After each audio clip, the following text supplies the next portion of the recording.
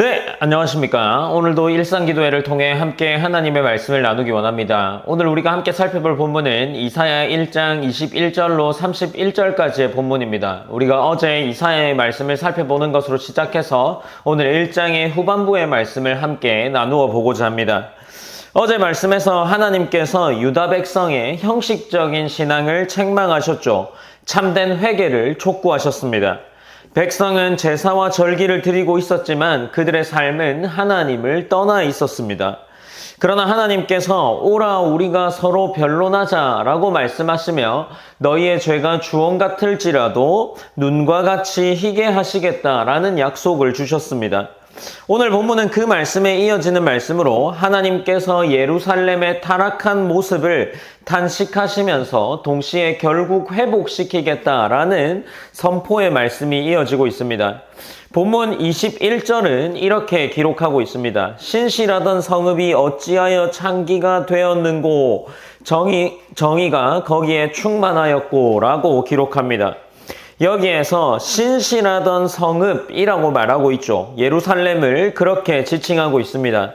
한때 하나님을 예배하며 공의가 가득했던 성읍이 이제는 음녀와 같이 변했음을 탄식하고 있습니다. 여기서 음녀라는 것은 도덕적 타락을 의미한다라기보다 이스라엘 백성이 하나님과 맺은 언약을 저버리고 우상을 따른 하나님께 신실하지 못한 모습을 이야기한다고 할 수 있습니다. 하나님께서는 자신의 백성이 처음부터 악했다라고 말씀하지 않으시죠. 오히려 하나님께서 베푸신 은혜를 잊고 그 은혜를 잊은 채 변질된 모습으로 살아가는 것을 안타까워하셨습니다.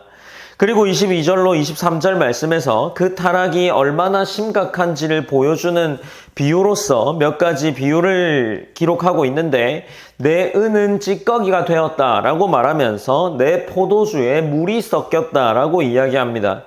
곧 순수하던 그 예루살렘과 이스라엘 백성들의 모습이 불신앙으로 가득 차고 같이 있었던 것이 본래의 모습을 잃었다는 것을 이야기하기 위해 기록하죠. 지도자들은 어떻겠습니까? 지도자들은 패역하고 뇌물을 사랑하고 고아와 과부의 억울함을 외면하고 있었습니다. 하나님께서는 이렇게 예배의 모습만이 아니라 사회 속에서 일어나는 정의의 모습이 사라진 것을 함께 책망하고 있음에 우리는 주목해야 합니다. 결국 하나님을 떠난 신앙이 사회적인 정의도 무너뜨리고 이웃을 향한 사랑도 잃어버리게 만든다는 거죠. 이어지는 24절로 26절에서 결국 하나님께서는 직접 심판하시겠다라고 말씀하시죠. 하나님께서는 대적들에게 원수를 갚으시겠다 말씀하시지만 동시에 백성에게는 다시 그들을 깨끗하게 하시겠다라는 약속을 주십니다. 이어 처음과 같이 재판관을 회복하겠다라고 말씀하시는데 결국 하나님께서 심판하시는 목적과 그들을 책망하는 목적은 심판과 징계가 아닌 회복에 있다라는 거죠.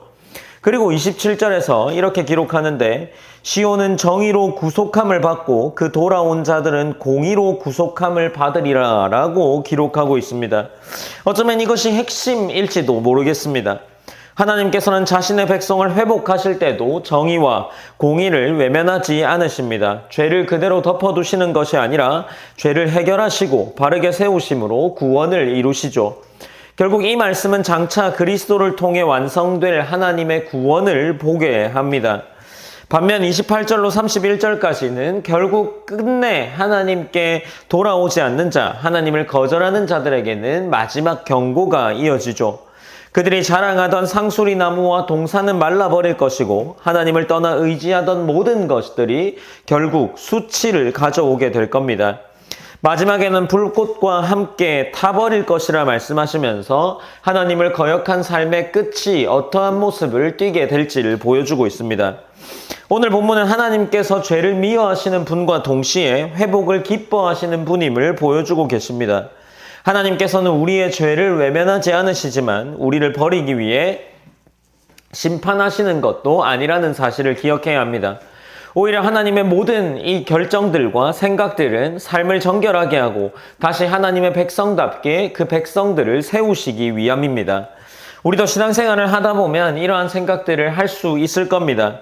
처음에 감사가 익숙함으로 바뀌고 신앙은 남아있지만 삶은 점점 더 아무런 변화 없는 이전과 같은 삶으로 돌아갈지도 모르겠습니다.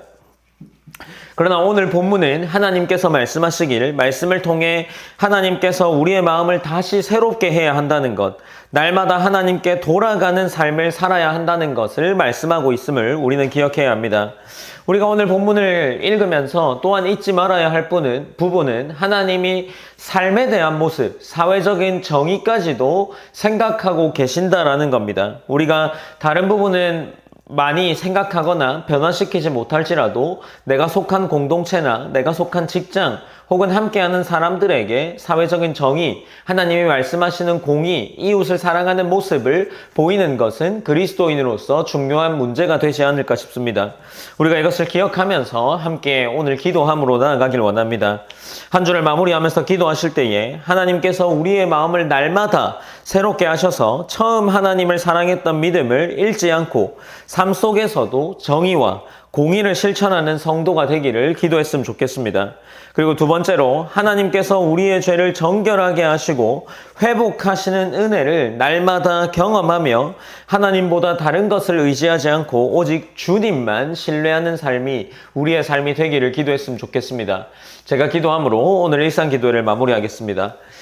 사랑의 하나님 감사합니다. 하나님 우리가 오늘도 일상기도회를 통해 함께 하나님의 말씀을 나누었습니다. 하나님 한 주를 마무리하는 가운데 특별히 오늘 휴일로 보내면서 우리가 하나님께 경건의 시간들을 놓치지 않게 하시고 그 경건의 마음들을 품고 하나님과 함께 예배할 수 있도록 하나님께 예배할 수 있도록 인도하여 주시옵소서. 하나님 특별히 이사야 1장 후반부의 말씀을 통해서 함께 말씀을 나눕니다. 하나님 이 말씀들이 우리 안에 심겨져서 하나님이 보이고자 하는 그 정의와 공의가 우리의 삶 속에 나타날 수 있는 귀한 그러한 삶이 우리의 삶 될 수 있도록 인도하여 주시옵소서. 모든 영광 하나님께 올려드리며 살아계신 예수님의 이름으로 기도드립니다. 아멘.